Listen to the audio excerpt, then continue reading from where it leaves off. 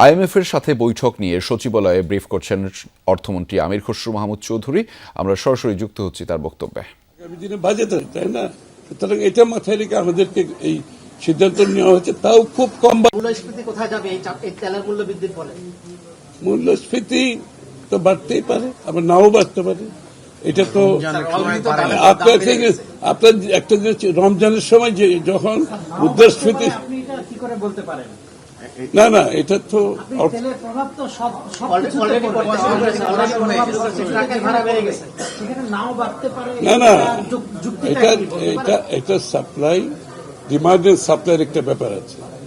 আমরা তো ডিমান্ড সাপ্লাইটা কিন্তু আপনারা দেখবেন, আমরা কিন্তু তেলের মজুদ আমরা কিন্তু ঠিক রাখি। আপনি যদি সাপ্লাই ঠিক মতো রাখেন, এই যে টেম্পোরারি যতটুকু বেড়েছে, এটার সাথে সাথে আরো অনেকগুলো ইস্যু আছে। তেলের দাম একা তো মুদ্রাস্ফীতি বাড়ে না, এটা একটা ভুল কথা। খালি তেলের দামের জন্য কি মুদ্রাস্ফীতি বাড়ে না?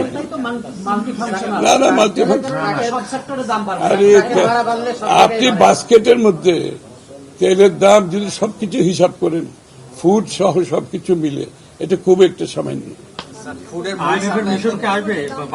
আসবে আইএমএফ এর মিশন আসবে, ওয়ার্ল্ড ব্যাংকের মিশন আসবে, এডিবির মিশন আসবে, ইন্টারন্যাশনাল ইনফ্রাস্ট্রাকচার ব্যাংকের আসবে, আইডিবির আসবে, সবাই আসবে।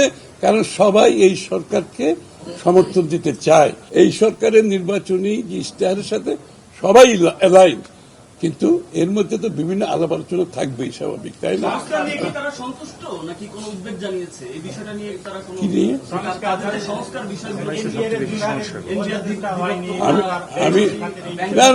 আমি তো বলছি, বর্তমান সরকারের যে নির্বাচনী ম্যানিফেস্টো, এটার সাথে সব মাল্টিল্যাটারাল বডিগুলো অ্যালাইন। বিভিন্ন অর্ধেক করে গেছে, কোনোটা অর্ধেক করছে, কোনোদিন 3 ভাগে 4 ভাগ করছে।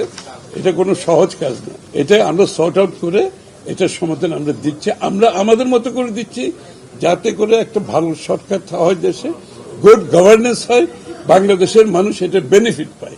Thank you.